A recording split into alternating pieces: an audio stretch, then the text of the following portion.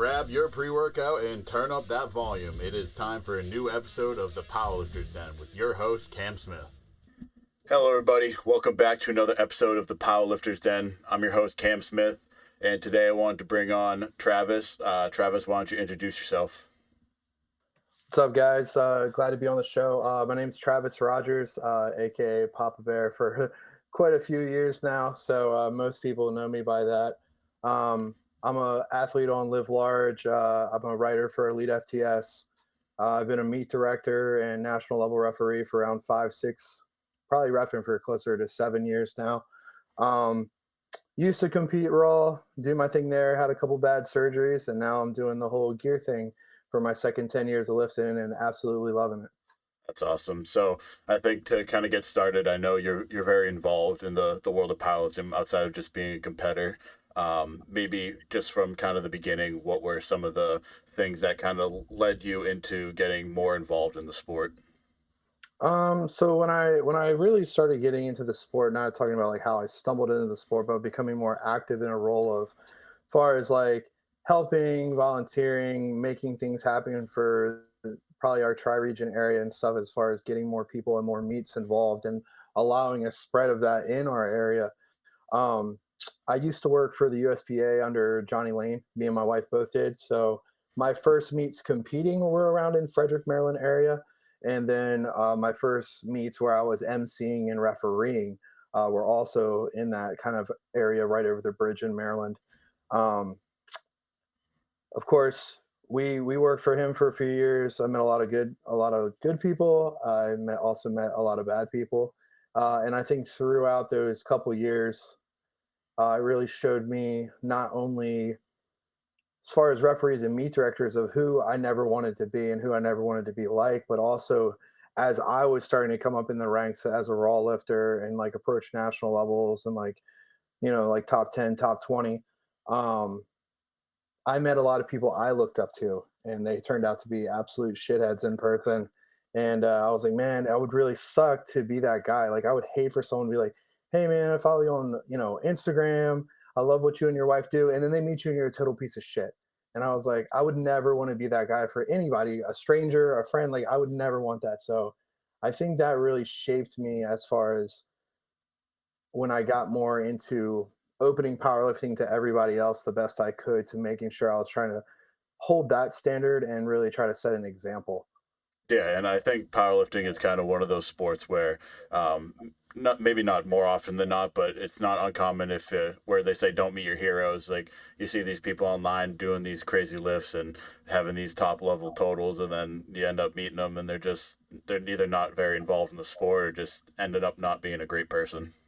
Yeah, it's really sad. It's all too common, but I mean, I've had the very fortunate experience of being in the position I've been, and me and my wife working very hard to create the kind of atmosphere we do have at my gym that I own in Maryland called the Bear Cave, and then of course like running all the meets and stuff. And we have people from all over fly out, drive out, super far away to come to our meets because they know what kind of people me and my wife are. They know what we stand for. They know they're going to have a good time, and they're there for that experience where everyone actually like gives a fuck and cares about the lifters, and it's not some dog and pony show that they're going to use for, the whole back of the meat's dog shit, but because they had a fancy twitch up in the front, no one knew any better until you get that feedback from lifters. Yeah, Everything looks good on fucking live stream. yeah, and meats are definitely there's far and few between of just a generally good meat in terms of from start to finish in terms of all the aspects of it, just being a good community, good environment, as well as having good lifters and supporting the crew and everything like that. Absolutely. So I know you said you own the Bear Cave down in Maryland, and you obviously direct some meets down there. So let's talk about some of the time or some of the meets you've directed and what makes a good meet a good meet. Oh, that's a good question. So I think foremost is, of course, I'm also an English and art teacher. So like all our T-shirts and all that stuff, like I hand draw everything. I hand draw all our banners, and then of course like digitally illustrate them to get blown up and printed for our events and what have you for the T-shirts for the lifters, which is always super cool for them because they get that kind of like one-off, one of a kind. It's not some bullshit like clip art they got thrown together. And people like that, which I understand. So like I always try to put in that extra time. But I mean, that's not what makes our meets great. I would say it's more the fact that the crew I train with, like I can't I don't know, man. I can't fucking hype them up enough. Like, dude, we are very fortunate to have a small group, but a fucking powerful group nonetheless, of people that see my vision, who don't ever try to change that, who wants what's best for the lifters, see me reflect that, and they're like, dude, like I support that. I want to be alongside that. So I mean, we have a constant rotation of guys who not only save my ass every fucking weekend from dying under a bar or getting another surgery, but have like been instilled to see that for other people. So when they come and spot and load my meets, like it is a full team effort the whole time. It's not like, hey, here's this sign up genius. Come grab a bunch of fucking randoms. No, you've never spotted before. Well, fuck it, come our way. Like I always want to provide the opportunity for new people to learn, but there's also a very steep risk curve with that. You know what I mean? You want the lifters to feel safe. And then when they come do our meets, say it's their second or third time, dude, they know our spotters by name. They're like, dude, you saved my ass last time. Like they know how good our people are. And same with our referees. So I've been doing practical exams for referees for a while. I was one of the ones that was writing the referee exams for WRPF for a while. Um, so I mean, I've probably turned out like between me and Eric Martinez, who also trained under me, but now also does practicals, dude, like way over like 30 refs. Some, So I mean, we constantly train people. We constantly have them at our meets, and doing their practicals with me, Eric, my wife, um, our friend Lauren, our friend Josh Miller, like a bunch of people who have trained as a national judge for the USPA and then joined me when I switched over. When I switched to the WRPF, uh, and this is totally not like to toot my own horn or anything because I'm not that type of guy. But immediately when I was like, I don't think I want to do this anymore, my morals don't align with this anymore, all these people were like, dude, wherever the fuck you go, we were right, we were following you. So you pick and we're there. And that's what it meant so much to me. So I think that value system shows in our meets. Like you truly feel a different atmosphere when you're at the cave. yeah, I think that's definitely important for especially a gym owner that plans to hold meets, whatever federation it is, to definitely make sure they're not only their spotting and loading crew is, but is on par with being able to handle monster loads and things like that, but also being able to kind of provide a good environment for maybe someone who's doing their first meet. Well, we hosted the Texas First Timers meet. Uh, what was it? I think we did April. Yeah, it was April because we always do No Luck, which is our anniversary meet in the winter. So we do No Luck in December. We did First Timers in like April, Marchish area. We always do King of the Cave, which is our annual summer meet. And then usually we do the last couple years it's kind of rotated. We had the Good Guys Uninvitational, which was like this big idea I came up with where we wanted all the live stream, the gifts, the everything like a real huge meet would do, but it was open for anybody. So we called it the Uninvitational, and it was like it was pretty cool. We had a lot of it sold out. We had a ton of fun with it. Um, Second year came for the same time to do that meet over again, and we had some really bad blood with some of the people that ran it with me. They ended up fucking us over out of a lot of money, probably like 8 grand. Oh wow. But like anything, I kind of handled it and just cut the ties, cut my losses, dumped a lot of my own money in that meet to make sure it still happened. And besides, for the people that knew what was going on with that, the lifters had no clue. So, and that was my biggest thing. I said, look, bullshit happens behind the scenes all the time, but those motherfuckers are here for this is their day. It's not our day. Like Yeah. we can bicker and bullshit after the meet, but like until that happens, all these people, no idea what's going on, right? Because it's their day. You don't want any of your sour emotion to rub off on a lifter. You want them to have the best day possible. Yeah, and I've definitely had a meet or two with a poor experience where some of the behind the scenes politics kind of affected my day. But I mean, I don't want to go into that really publicly, but Yeah. but something I kind of wanted to ask you with the first timers meet, maybe what were some of the differences with the lifters and just the overall day that you saw? Because obviously, I think maybe mostly raw, but some of the bigger lifters maybe kind of have a little bit of an ego when a newer lifter usually doesn't. So we did a stipulation where they signed up we had to be able to plug your name in open powerlifting and have absolutely zero sanction meets. It couldn't even done like a push pull. Like you had to be, this is your first time competing ever.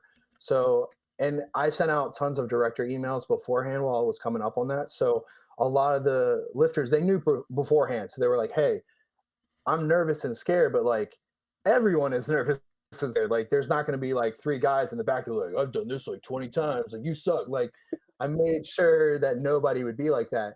And then on top of it, we had warm up room attendees. We had my refs that weren't in the actual chairs. Like we had tons of our friends that have competed with me, competed alongside me, helped me host events. Just come and volunteer. Hey, we'll be in the back room in case a lifter doesn't know how to count kilos.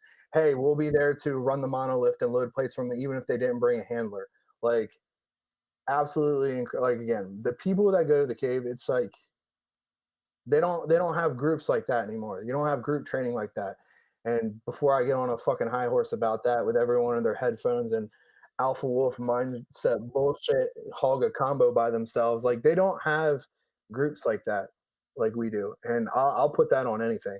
I'll tell you your group is fucking trash compared to mine. Yeah, and I think that kind of stems into maybe the big differences between raw and multiply, and that's kind of what led me into wanting to try out multiply. It's just obviously the gym I go to on Sundays is a multiply kind of centered gym, but the community just is so much stronger just in the fact that you need other people to help you instead of just going to your local gym, like you said, throwing on headphones and sitting in a combo rack and then going home after squatting. Well, it's the craziest part is I think even though I've been in this sport for over 10 years now, I think even when I started and when I was raw, like the shift, and I actually talked to my buddy Mike Hidleski, he goes to our gym now. Um, Mike's been on Table Talk and stuff as well, so we're very fortunate to have two different people who've gone to Table Talk. Um, but we talk about this all the time, where it's this shift because Mike's been in it over 20 years, so he's doubled my time and he's done like Russian deadlift championships and like he's a wild dude and he's of course had a bunch of surgeries. We're like surgery buddies, but really smart guy, incredibly kind. Um, but we talk about the shift, man, and it's like even when I was in it in that first 5 years, you had huge meets. Like everybody was the biggest money payouts were untested, raw with wraps. Like that was the shit. You had the Kern, the U.S. Open, the 8-man. You had, they were starting to rise into the showdown. Like those first huge meets, like where payout was money, and you saw people, still walking the combos with wraps on. Like that was like I remember watching those live streams from home when live stream still wasn't that great yet at powerlifting meets and being like, oh my god, like this is powerlifting, like this is the fucking best. This is like the fucking Super Bowl of powerlifting and being so excited to watch that. And I just really think it's changed so much. Like wraps is pretty much dead. Like gear lifting is a very small percentage of a very small percentage of a sport already. Yeah. So I mean, we're don't get me. I'll be the first one to tell you I fucking love gear lifting, but I mean, we're all kind of on the outs, and it's like this new wave of everyone can be a coach, everyone can be an influencer, everyone does one meet and fucking DM me bicep flex for instant programming. I'll add 60 pounds to your total. Like that's the era we're in. And as much as social media has grown the sport, which is amazing and made it more appealing to grab new lifters, to have new people sign up to, even you and me in gear, reach out and find other geared people like you and me talking right now. It's made all that accessible, but at the same time, it's caused this huge influx of I'm gonna be the best. I'm number one. And bro, you haven't even wiped your own ass yet. You like one meet. Like you don't know shit yet. Yeah. And Yeah. You keep going. no, no, I'm good. I'm saying I don't want to get on a high horse. Yeah, I was just gonna say, like I said this before, is like social media is the most bittersweet thing for powerlifting because, like you said, it brings so much more light to the sport. But on top of obviously all the other things, have all those keyboard warriors. Then, oh, this lift sucks. This is this and that, and that's a whole nother thing to talk about. Yeah, it truly is, man. And we always laugh because like one of my new guys who I've been friends with him for a very long time, probably 7 years. Uh, His name's Carl. Shout out Carl. I'm sure he'll listen to this later and laugh at this. And I shout out my buddy Alex Hawkins. We all three train together, so those are the two you see a lot in my videos. And then of course Rob Jadek. He's the taller, long-haired guy looks like Jesus that always lifts off my bench presses. Um, we all train together quite often, and it's just it's such a weird thing because like we have my gym's predominantly raw. Like me, Carl, my wife when she's in gear, which she's doing raw training right now. So it's like it's really very limited. Even though you see videos of my gym, they're like, "Oh, that's a gear gym," and it's really totally not. It's just like me and like two other guys. But the fact that we've really made an effort to rotate each other's programming and talk to each other and figure out, okay, so if this is what this conjugate block looks like stacked with equipment, how can we make alternates for raw lifters, and how can we still work in together and like make this fun and still a group dynamic where you everyone feels included. And I think we've gotten really really good at that. And the gear guys are making PRs, the raw guys are making PRs, and we're running variations of the same thing together. And it's weird because I think again you see these hard lines of definition where they're like, oh well, if you're in gear you train here like this, and if you're raw you train here like this, and it's just simply not the fucking case. But everyone's such a brat about everything. No one wants to give it a fucking shot. Yeah, and I think that's something that, at least from my experience on our squat Sundays, that's kind of what we have. We have a little bit of mix of everything. So maybe what are some of the things that you kind of incorporate that help you kind of streamline the process? So of course, I'm sure like you guys talk to you about like geared lifting. With gear, obviously one of the hardest things, especially when you are dwindling in a group, is safety. Obviously, safety is hard. You can't bench by yourself unless it's dynamic effort. You really can't squat by yourself unless you're walking everything out, and you don't want to walk like bands and chains and like all kinds of crazy shit. You're tripping on stuff like so you need at least someone to run a mono. Like it gets dicey quick. Yeah. So that's our biggest thing is we try to schedule like, okay, if we can make a schedule super flexible, what's a day we're guaranteed we're all going to be here, like you said, like a squat Sunday. So we try to do squats on Sunday, but now since we're getting closer, two of my guys are getting closer to start a peak. This is like our last block before they get into a peaking phase. We start lumping a little more less linear style stuff, so a branch between conjugate and like a kind of I wouldn't say normal training, but like a more accessible training than conjugate. But uh, and we start stacking MEs on the same day. So like today we did a 3x3 ascending triples on deadlifts up to like an 8.5. So it's not a max effort day, but we're working towards it. And then in shirts, the same day today, we were touching in shirts. So it's like we did it basically like a 3x3 with a mock push pull. So you're still getting a subtotal. So it's like I think people in gear don't practice that enough because like raw, you do that all the time. Like a SBD day raw, it's like, oh well, that's pretty common. Everybody does that. A lot of people do that. But with gear, it's like because of all the auxiliary movements and the AR and like staggering different days and the rotations, I think you lose focus on that and they don't understand how trying it is to be in multiple pieces of equipment in a short amount of time. Yeah. So like if you don't practice push pulls, if you don't practice like MEs close together in full kits, like bro, your meet day is fucking tough because you're tired just getting in and out of shit. Like, and uh, I'm sure people too that'll do. I've seen multiply squat, multiply bench, and then they're like, "Fuck it, we're pulling raw." Like right at the end, because I mean, I don't blame them, and especially if comfortable, like especially more conventional pullers like me. Now, I still pull uh, in a suit when I do conventional, but I know some of them don't. Um, it's very trying. Like we're doing a quick draw series at my gym right now. So it's like the same day weigh-in, it's one flight, so max 15. And you weigh in at 10, like 9 to 10. The meet starts at 12 and we're out of there and done awards by like 2:30. I think that's Yeah, that's fast paced for sure. For a multiply guy, that sounds like a nightmare. Yeah, it was, and I tested it out because I wanted to know what it would be like if someone in gear signed up. So me and Carl did one together. I had a good total, but it was fucking brutal. And the same day weigh-in right before, not being able to fill that suit out as much and just squatting, and it feels like the single ply suit is like kicking in and out of raw and equipped as you're on the way down, riding the rodeo. I was like, yeah, this is a terrible idea, but it's a lot of fun. But again, because you don't have that experience of like, okay, how is this going to be in a fast pace? But then you're like, if I can knock something out on a Sunday like that, and at least knock out two of the suits or a suit and a shirt, how much better is the meat going to be based on how the size of the meat Yeah, for sure. because of the rest periods? So Yeah, and I think definitely like multiply meets end up tending to run longer just because you'll be like in between bench and deadlift or something. They'll need an extra half an hour just to either get out of their shit and get into the warm ups, or like they literally just need the recovery. yeah, I'd say the last one we did,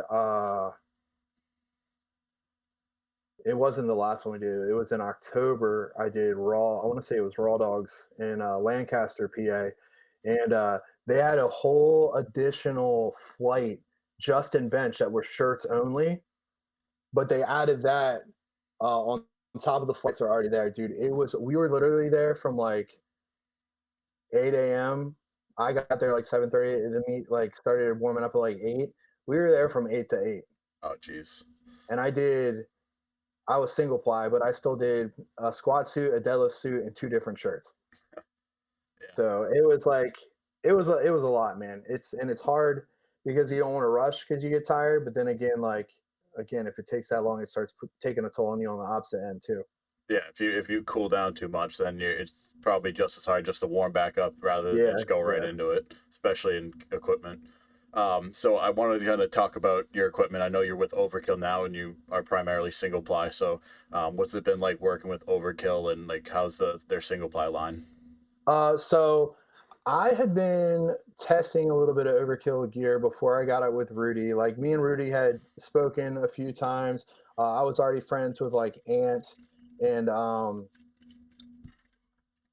Jeff Johnson. Like I was friends with a couple of guys on Overkill already that spoke super highly of Rudy. So they had all been kind of looking at me for a while and just seeing mostly like Rudy had told me he had been watching me even raw as a primarily a rap squatter, but then everyone was kind of on the fence and waiting to see what I was going to do with after this surgery because it was like, dude, like you blow your fucking legs off, you get both your quad tendons reattached, and it wasn't like oh one tore and rolled, it was like one exploded. So it's like you don't even know if this guy's going to squat again. So they were kind of waiting to see like how competitive I was going to try to be again and stuff. So again, after I had my last meet and did 21, they were like, okay, cool, like he's back, like he's trying to like go back top 10 and shit again. So that's when Rudy made the offer to me. And I'm very, very, very thankful for that. So it's super cool because that was like, again, after I got hurt that bad and then blew out my elbow, I was like, like stuff like that's kind of out of the question. Like, no one wants to sponsor you. You're like fucking part robot now, dude. You're like blowing the fuck apart. Um, but again, I think he sees like how invested I am in the community and like how much I want to keep doing this for as long as I can and how eager I am to not only set a standard for like myself but the people around me. So it ended up working out. So my experience with Overkill beforehand, because I previously was an Inzer guy. I was really, especially when I started getting in gear, I really liked even the wrist wraps and knee wraps. I was super big into the atomics, man. I thought the atomics were the fucking shit. And like everyone had the yellow ones, and I got really lucky to find a pair of like the ice teal, like blue ones. And dude, everyone's like, "Those are the sweetest fucking wraps," and I'm like, "Yeah, there's rubber on the inside. It's like tear skin off the whole time." And I love them because like I'm a self wrapper. So like even before my accident, I'd always self wrapped always. And so the idea of like not needing a strap or a shoelace to pull through because the wrap would stick to itself, I'm like, bro, this is like my dream wrap right here. And I'm fucking standing up ready to go. Um, so my overkill gear, I had got really lucky, and there was a guy on. Of course, I'm like a Facebook marketplace whore with all the like gear selling and shit and flipping gear. Um, There's a guy who was like 5'7" and like 220. And I'm 5'5", like 225. And I was like, okay, I could probably he's taller than me. I could probably sew a couple pinches in these straps and make it work. And sure fucking enough, it did, dude. And so all my previous gear that was overkill was all hand downs that were not meant for me that I bought on Facebook. So I got like um the one guy sold me like a overkill ultimate squat suit, and that was the guy that was like 5'7". So I put a couple tabs in it, like one, tried it, put another one in case I got too big. I could cut the first one and have the second one ready to go. Uh, Pro tip too, man. If people don't do that shit out of meat, that is clutch as fuck. If you don't do that, so do two lines. Do this is the one where I can still squat what I want. This is my tight line that I would like it at. But if you refeed too hard and you blow it so fucking big, you can't fit. You already have a second line, so you just seam rip the first one, and your already one's right there. You're ready to go.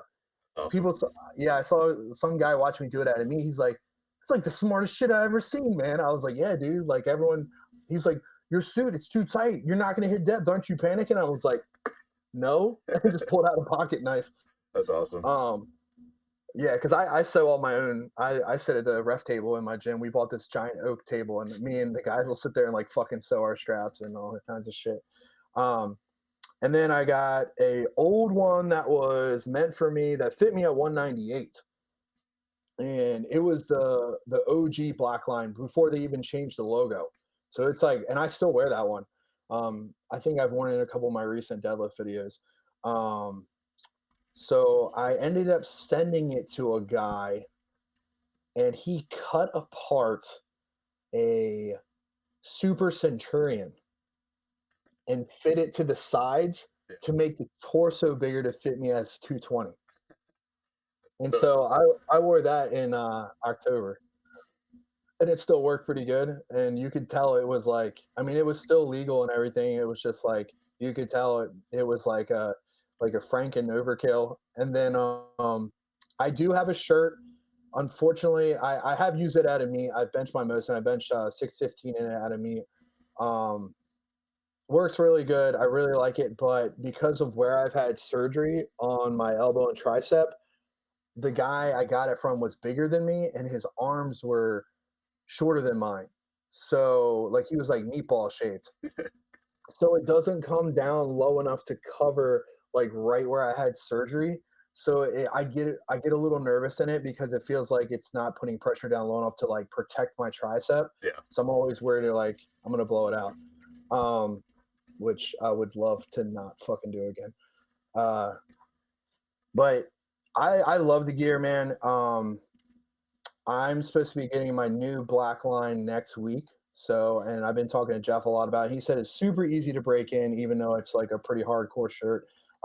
But he's watched me break in his old KLA Super Cat, like all the modded out ones and stuff. And I'm usually touching in them within like 2 to 3 sessions. So he said I'll probably adapt to it pretty quick and be fine. Now the suits, man, the suits are gnarly. Yeah, even the single ply ones. Now I have a pair of double ply briefs that I like to do. Like if we're just doing a sleeve day and we're squatting super heavy in sleeves, I like that a lot. Um, and then I think I had um, Rob and Tiff over at F8 put some custom like straps and stuff on it, help me pull it up a little bit more.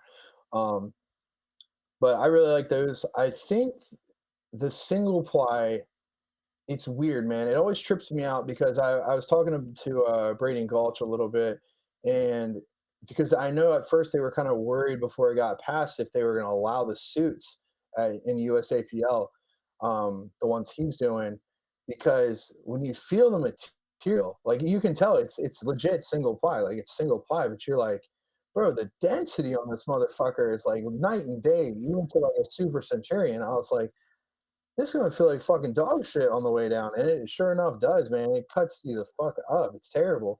Um, Rob's like, dude, I'm behind you, spotting you, and I'm watching your ears in the back like change fucking color like on the way down. I'm like, yeah, dude, I'm like going purple. Um, but I haven't had any blowouts, man. Those suits are fucking built to last, man. They really are. Um, and they've handled all this the stitching and stuff. I've done it for tabs really, really well. Um, I have no complaints, and it took I will say it took a little bit of getting used to the knee wraps because they're also like a texture thing. Yeah, they're like Like if you, sandpaper.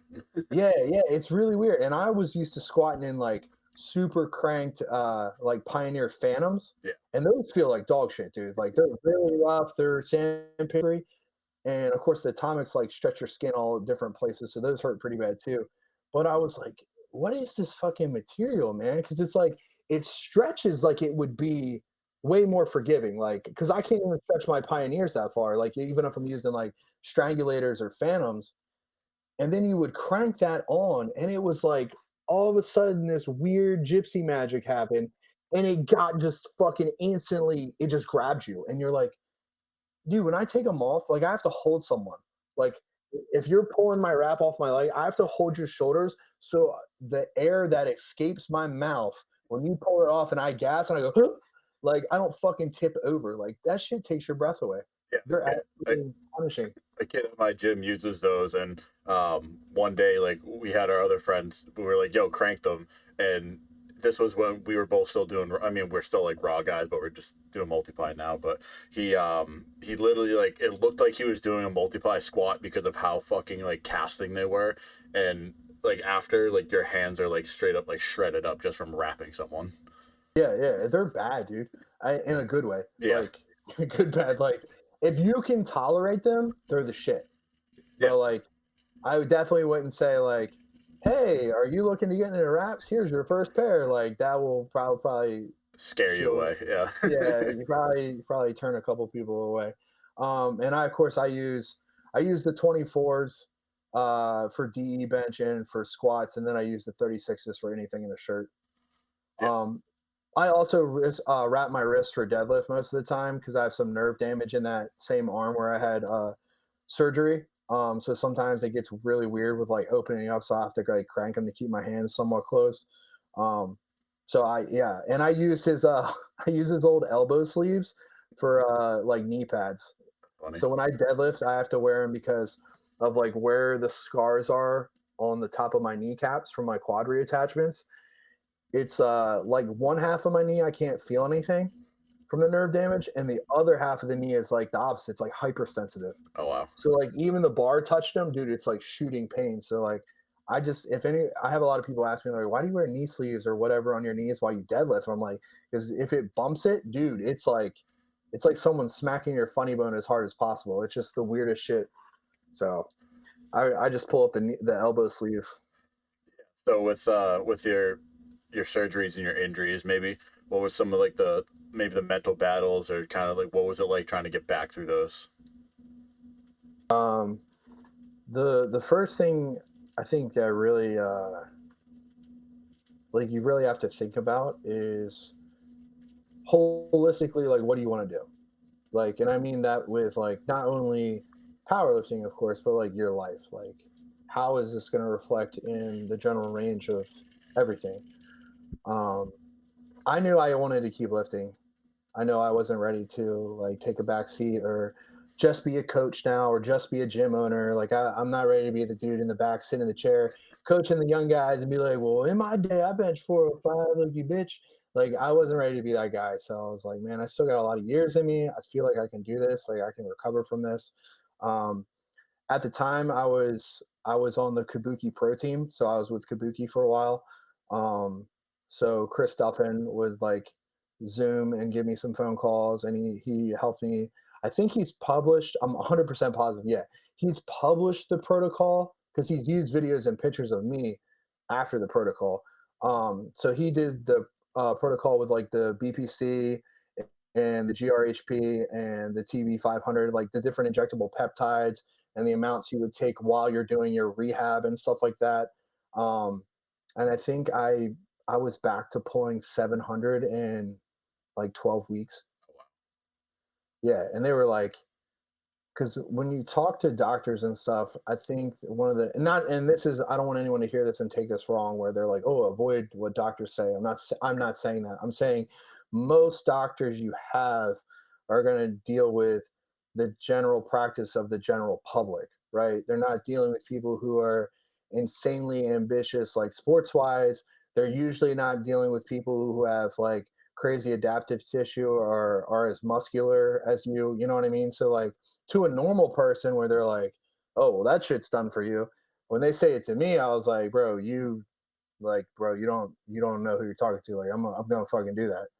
Um, they told me, I think the turnaround was, dude, it was something so stupid. It was like, if you could like walk, I'm saying walk a mile in like 40 minutes, that was considered good.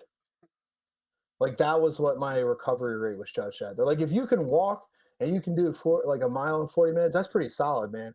I'm like, walk, dude. Like I'm gonna fucking squat again, dog. Like, um, now I won't lie to you, it never gets easier. Like I you one day, instead of like filming my top sets and all of us like slap assing and shaking hands when it's over and having fun with the guys, I'll just record clippets of me before the top set and I'll make a montage of that and post. So you can watch me shaking in a corner, you can watch me dry heaving into trash cans, you can watch all that fun stuff, me staring off into space like I don't know what the fuck is going to happen. Like it never gets easier. Like, and the guys will tell you, like, I'm mortified. Like when we have an ME squat day, I'm so fucking terrified, dude. Every time, and it starts from the bar all the way till it's over, and it never stops. Even if it's like, oh, it's 3:15, like, dude, it just never ends. It's just always in your head, and on the way down, you always are just waiting for the snap. It's the freakiest shit. And it never gets better, man. And I won't lie to somebody and say, oh yeah, that goes away. It fucking doesn't. It doesn't ever. Yeah, Um, definitely trying to rebuild that confidence is something that I would definitely struggle with. Just that's something that like it's human nature. You're always going to be aware of that. yeah, I think. But me taking those steps and taking them with those guys and like, hey, like you're fine. You got this. We got a full 5-man team on you. We got the safety straps. Like everyone's here for you. And like Matt and Rob, um, and my wife and Alex and Carl, like everyone always reminds me when I like step there, like, dude, like we're all fucking here for you. So just do your shit. Just do your shit and we got you. And that's like one of the big ways like I made it through it. Um, but I think like each week I've had, especially in the last couple months, back from comp, it's like hitting those PRs you like never thought were going to be possible again. Like I'm starting to squat in sleeves like what I squat in wraps. Like I'm starting to double things that were just like I never even thought I'd single again. You know what I mean? So it's like those little steps are. It doesn't make the feeling go away, Yeah, but it lets me know I'm not made of glass. for sure. Because that's like the scariest thing. You feel vulnerable, like you feel like you could just fucking shatter at any minute. And it doesn't matter how big you are or how strong you are, like it just that's how it feels and there's no other way to explain it.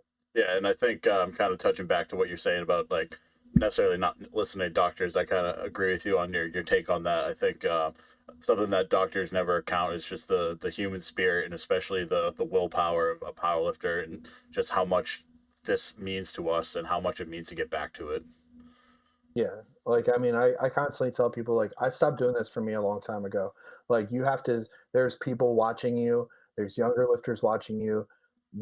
You have standards and precedents to set, man. Like I don't like to be that guy all the time, but when I have to be the man to fucking demonstrate how to do something, or like this is what sportsmanship looks like, this is what running a good meet looks like, this is what being a competitive but willingly approachable power lifter looks like. I want to be the guy that can demonstrate those things. Yeah. I know you just kind of touched on about like the BPC and the TB. I think recently that's been something that's been a lot more noticeable and a lot more prevalent in the sport, and I think it's honestly been great for the sport.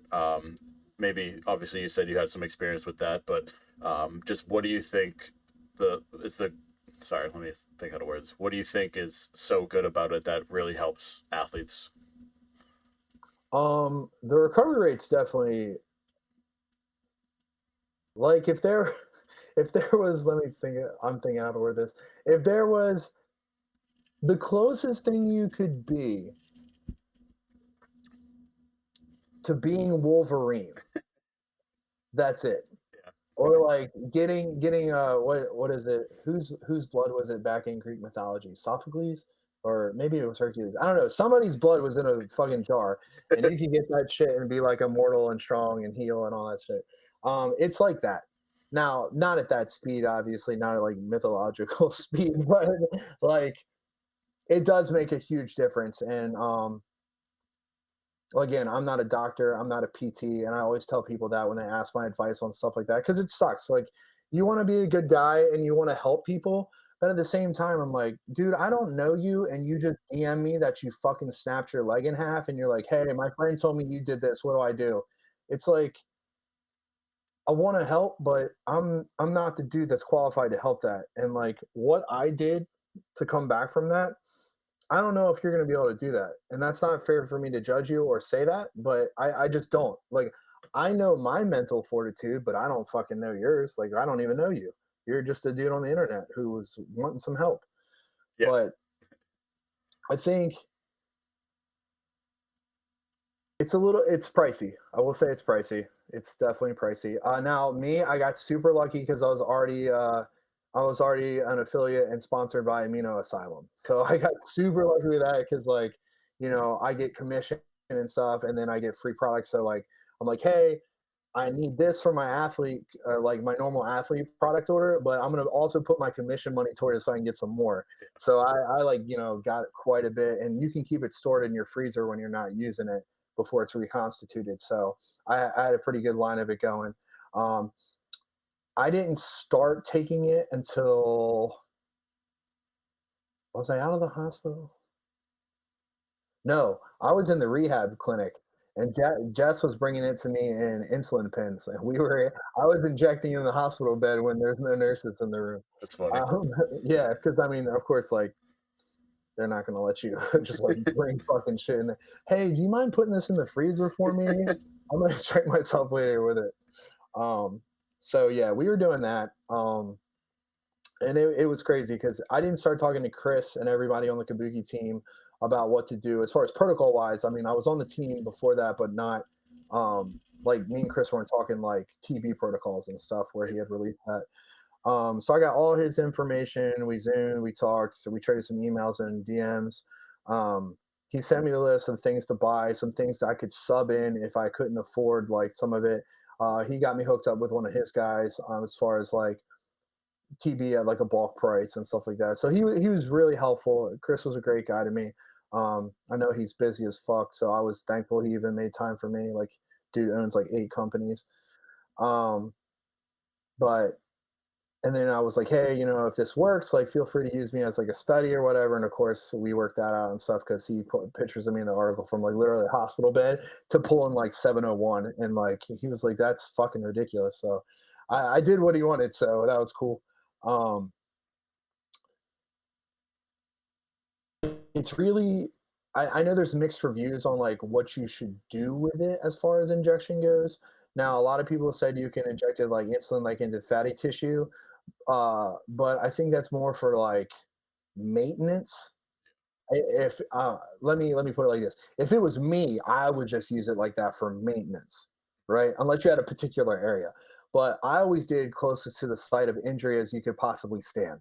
Yeah. So if you tore your quad, you're putting it pretty close to your quad. So you can imagine it's pretty fucking uncomfortable to do, especially like pinning yourself with it. I mean, it's an insulin pin, so it's not big or anything, but like you have an area that already has tough skin where around your knees and shit. Plus you have scar tissue built up from surgery. Like, it's a bitch to get it in there, man. You gotta like fucking shove it pretty hard. So it's not very comfortable. Same thing with my elbow. Like, dude, it's your fucking elbow. Like, no one wants to stick shit in their elbow, but you gotta do what you gotta do. I've always noticed really, really great recovery on it. And I've used it for way smaller injuries too. You don't have to just use it for like surgeries and stuff. It's more known for that. But like I've used it on an erector before. Um, I've used it on a rear delt slash lat. I tore my lat really bad, like a year and a half ago, dude. I mean, it was like one of those like the pec tears we see, and their whole body turns like purple. It did that like under my rib cage and into my back, pretty nasty. It was like a high grade too. I had my PT and all everybody look at it, multiple opinions on it, and they're like, "Yeah, you're good, but if you do anything else, like that's gonna be grade 3, and they're gonna do surgery through your armpit." And I was like, I don't want someone to go cut open my armpit. So, um, I don't know. It's just, it's really good stuff. And obviously, like if you want to know more on that, there's tons of helpful articles out. Obviously, as someone who's not a PT in a medical profession, I don't want to get on your host and be like, you should take this dose with this, and like I'm not going to do that. But I will say you can definitely. I think Chris has one. It might not be on the Kabuki website anymore, but I know Chris does blogs, right? Or like those kind of like diary journal things you can keep online as well. I think so. If you type in like Chris stuff in, uh, I don't know, TB protocol or something like that, and you know what? I think he's also shot me the article that I'm in with some of the protocols and stuff. If I find that, I'll send it to you, and you can like link it in the caption or tell people how to find it if they're interested in it. Yeah. Definitely do your own research and for sure. But kind of bouncing back, we'll touch on this before we kind of wrap things up. But bouncing back to what you're saying before about just people like reaching out to you or just kind of like online coaching in general, I think although it's great to be able to coach people across the country and have that ability, but you were kind of right in the aspect of you don't know your athlete as much in person, so that there's so many limiting factors into your scope of what you can do as a coach, and obviously if you're not certified as a PT and things like that, like you have to be able to delegate like or send them to the correct purpose. Yeah, 100%. And I've talked to a lot of people about that. I'm actually talking to. I had a client. He didn't get hurt doing programming or anything. He got. I've no. This is my second athlete this month actually that I'm going through this with. They both got hurt on the job. So I had Uh, one guy fall out of an attic, oh Jesus. yeah, onto his hip, and another guy. I think he was running and he like overstepped, and instead of hurting his leg, he fell on his back, and he think he like re-slipped a disc in his back Oh from like shit. landing on something under his back. So neither one lifting related, but like had to hit me up like, "Hey coach, I'm in the hospital. This is what happened." I'm like, "Were you lifting?" And they're like, "No." And I was like, "Fuck." Not that that makes it any better, but I'm just like, I always think it's wild when people like fall off of shit, like off ladders and stuff. I'm like, damn, dude, that's gotta be terrifying. Um, but again, like you said, you have to be able to know your athlete's limitations, and B, more importantly, know you as a coach, your limitations, right? So if it's out of your scope of practice, like you gotta have fat enough nuts to say, hey man, this is out of my realm of scope. Like I don't know. Here are some options we can do. I still want to help you and get through this, but this is someone you might want to look into, and we can kind of try way talk or refer you to someone else who can deal with some of these issues. You know what I mean?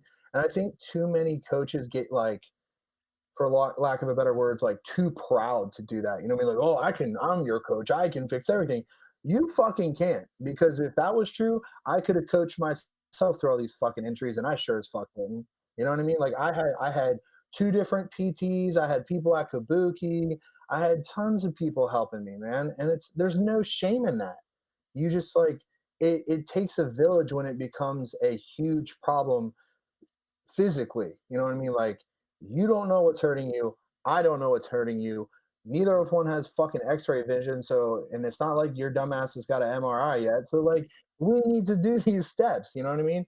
Yeah, it's totally important to just be able to drop your pride as a coach, as an athlete, just in general, just be able to do the right thing to get yourself back to the platform as fast as you can. The number one thing I tell people when we have conversations like that, and they're super hard headed about it, I'll be the first one to admit, like, I'm like, hey, like, I don't know this answer, but when you do talk to your PT or you do talk to your doctor, guess whose opinion supersedes mine? Theirs, dude. Theirs always does. I was like, don't have a doctor say, hey, you definitely 100% should not do this, and then come to me and be like, hey coach, so the doctor said this, but what do you think about this next week? I'm like, no, don't do the mom and dad and pit us against each other. Like, we're Yep, both trying to get you better, and like we can't get you better if you're hurt. for So sure. the key to getting stronger is to get better first. You have to heal. I just I think that becomes lost on so many people so easily. Yeah, definitely. So I think we can wrap things up here. So I'll ask you my last question. If you could Sure, man. give a new powerlifter or someone going into their first meet a word of advice, what would that be? Well, that's a good question, dude. Um, I actually wrote an article on this not too long ago. It's called "A Letter to a First Timer," Okay. and it's like about their first meet and stuff. But um, I would say if there's anyone out there listening to this who's, you know, into powerlifting but not into powerlifting, like you're into it but you haven't got into it yet, like you haven't done your first meet and you're really thinking about it, or you're, I want to maybe get my first coach, maybe take this a little more seriously. Here's what you should do. If you always tell yourself, I just need to be a little bit stronger, just need a little bit closer to the next guy, maybe find a meet that's a little more competitive for when I'm ready, you're never gonna fucking do that meet. So sign up, get your shit handed to you your first one, and have a fucking blast doing it. Because the best way to get into powerlifting is to simply get into powerlifting. Now do it safely. Like I would have some eyes on you and stuff, of course. Um, but there's tons of people out there, and I know this is kind of a hodgepodge flip flop from what we started when we talked about this. Contrary to popular belief, and even if I say, my idols ended up being shitheads, there are some great people in this community. And I hope people remember that. I hope people hear that and say, you could think of fucking amazing five before you think of a shitty five. I really do. That would be wonderful. So get your feet wet, have fun doing it. No matter how hard you train or how strong you are, you're gonna fuck up your commands and get some red lights. And that's okay. It's all part of the learning curve. So maybe hopefully you'll pick one of my meets and we'll laugh about it firsthand. Yeah, I think that's some great advice, and I'll add on top of that, go read his article too. Obviously, that'll help you.